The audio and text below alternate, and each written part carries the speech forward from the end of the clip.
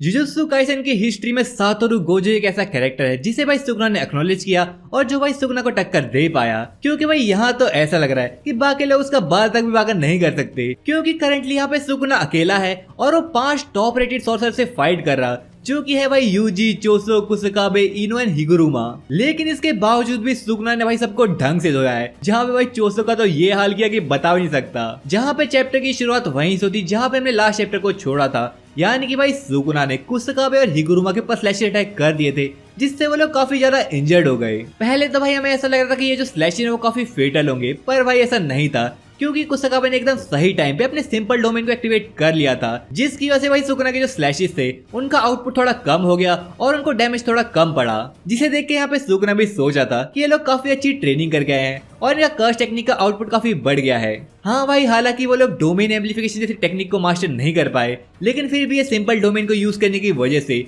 सुगुना का जो आउटपुट था कर्स टेक्निक का वो थोड़ा कम हो गया। उसकी वजह से भाई जो स्लैशेस थे उन्हें ज्यादा डैमेज नहीं करा। जिसके बाद भाई यहाँ पे हम कुसकाबे को देखते जिसका दिल एकदम जोरों से धक धक कर रहा था, क्योंकि वो सोचा था कि मैं जस्ट मर ही गया था। लेकिन भाई सुगुना के स्लैशेस को खाने की वजह से उसको ये तो समझ में आ गया कि सुगुना का जो वर्ड कटिंग स्लैश है या फिर जो स्पेस को काट सकता है वो वाला डिसमेंटल है, वो भाई सुगुना बार बार यूज नहीं कर सकता, क्योंकि उसको यूज करने के लिए उसने पक्का ही बाइंडिंग वॉक करी होगी। क्योंकि एक कर्स टेक्निक के टारगेट को बढ़ाना बस भाई बाइंडिंग वॉक से पॉसिबल हो सकता है। जिसके बाद फिर यहाँ पे कुसकाबे सुगुना के 2 टाइप के स्लैशेस के बारे में बात करता, जो कि है डिसमेंटल और क्लीव। जहाँ पे वो कहता कि जो डिसमेंटल है वो तो नॉर्मल टाइप का स्लैश है, लेकिन जो क्लीव अटैक है वो भाई ओपोनेंट की स्ट्रेंथ के हिसाब से अपनी जो एफिशिएंसी है उसको चेंज करता। जिसकी वजह से यहाँ पे कुसकाबे समझ गया था कि जो वर्ड कटिंग स्लैश है वो भाई डिसमेंटल का ही अपग्रेडेड फॉर्म है। जिसके बाद यहाँ पे कुसकाबे सुगुना के फायर टेक्निक के बारे में बात करता, बेसिकली फायर एरो के बारे में, जहाँ पे वो कहता है कि उसने वो शिबुया में यूज तो करी थी लेकिन अब वो यूज नहीं कर रहा है। तो फिर उसका माथा घूमने लग जाता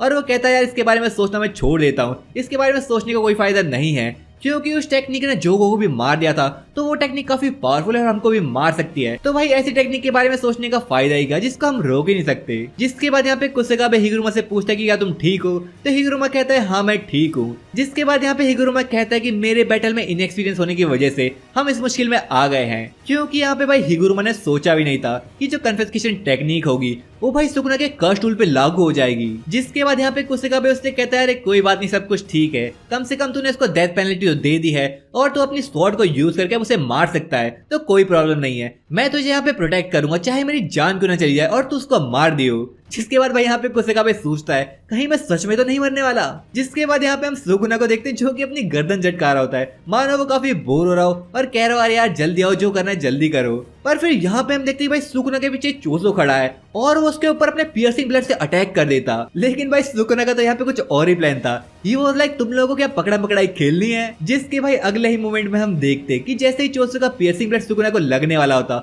वो सडनली गायब हुआ था। जहाँ पे हम देखते कि सुगुना सडनली चोसो के पास आ गया था और उसने अपने दोनों हाथों को यूज करके चोसो के आर पार कर दिया, मानो उसके हाथ एकदम चाकू हो। जिसकी वजह से भाई चोसो काफी ज्यादा इंजर्ड हो गया और यूजी उसको देख के चिल्ला रहा था चोसो, क्योंकि भाई ऑब्वियसली चोसो उसका भाई है तो थोड़ी फिक्र तो होगी ही, चाहे किसी भी तरीके से भाई लगता हो उसका, पर है तो यार भाई ही। एंड वी देन सी कि सुगुना यहाँ पे चोसो को और पेलने वाला था, लेकिन तब यहाँ पे पीछे से एंट्री होती इनो की, जिसके हाथ में है भाई नानामी का कर्स टूल, जिससे भाई वो सुगुना के ऊपर हमला करता, जिसका फोर्स इतना ज्यादा था कि सुगुना ने उसे ब्लॉक तो कर लिया, लेकिन सुगुना जमीन के अंदर धंसने लग गया। और भाई यहाँ पे सुगुना भी सरप्राइज हुआ था, क्योंकि उसने नहीं सोचा था कि भाई ये अटैक इतना पावरफुल होगा। जिसके बाद भाई यहाँ पे सुगुना एक लाइन कहता जो कि मे बी मिस ट्रांसलेशन हो सकती है, पर भाई ये सच भी हो सकता है, जहाँ पे सुगुना नानामी के कर्स टूल को पहचान लेता और वो कहता है अच्छा ये तो 7:3 कर्स टेक्निक वाले यूजर की ब्लेड है। जहाँ पे वो कहते हैं कि नानामी ने अपनी कर्स टेक्निक को कर्स टूल में कन्वर्ट कर दिया, जिसकी वजह से इसका आउटपुट काफी बढ़ गया है और शायद इसी की वजह से यहाँ पे सुगुना को वो अटैक इतना हैवी लगा। लेकिन भाई हैवी तो यहाँ पे इनो को अटैक पड़ने वाला था, क्योंकि यहाँ पे सुगुना एक लात मारता उसे। इनो यहाँ पे उसे अपनी ब्लेड को यूज करके ब्लॉक तो कर लेता, लेकिन भाई उसका फोर्स इतना ज्यादा था कि वो उड़ते चले गया और पीछे जाके बिल्डिंग में टकरा गया। जिसके बाद यहाँ पे हम देखते हैं कि सुगुना का पीछा इनो से छूटा ही था, पर अब यहाँ पे उससे फाइट करने के लिए आ गए भाई कुसकाबे और यूजी, वो भी एक टीम बन के, जहाँ पे भाई सुगुना को एक मोमेंट का भी टाइम नहीं मिल रहा है और यहाँ पे कुसकाबे और यूजी ने उसके ऊपर अटैक कर दिया, लेकिन किसी तरह यहाँ पे सुगुना उसको डॉज कर लेता। लेकिन फिर हम देखते हैं कि सडनली भाई उन दोनों के पीछे से यहाँ पे निकल के आता है हिगुरुमा, वो भी भाई एग्जीक्यूशनर स्वॉर्ड के साथ, जिससे भाई वो सुगुना का सर काटने ही वाला होता, पर भाई यहाँ पे सुगुना एन मोमेंट पर अपना सर पीछे कर लेता, जिससे उसके हल्के से बाल कट जाते पर वो बच जाता है। लेकिन भाई यहाँ पे सीन खत्म नहीं हुआ, क्योंकि यहाँ पे सुगुना अब हिगुरुमा को पकड़ लेता, जहाँ पे अब सुगुना ने हिगुरुमा के भर के मुक्के दिए 2-4 और उसको पकड़ के भाई दूर फेंक दिया, जिसकी वजह से भाई हिगुरुमा यहाँ पे पटकते पटकते बिल्डिंग के अंदर घुस गया। लेकिन भाई यहाँ पे लगता है कि अभी सुगुना का मन हिगुरुमा को पीट के भाई भरा नहीं है, क्योंकि वो फिर से उसकी तरफ दौड़ने लगता। लेकिन पीछे से यहाँ पे एक आवाज आती जो कि कुसुकाबे होता है, जो कि यूजी से कहता है कि हिगुरुमा को अकेला मत छोड़ो। तो यूजी भी यहाँ पे सुगुना का पीछा करने लग जाता, लेकिन यूजी यहाँ पे देखता है कि सुगुना काफी फास्ट है और वो उसके आगे ही दौड़े जा रहा है। एंड देन वी सी कि यहाँ पे सुगुना हिगुरुमा की बिल्डिंग के अंदर घुस गया और उसने स्लैश अटैक से हमला कर दिया।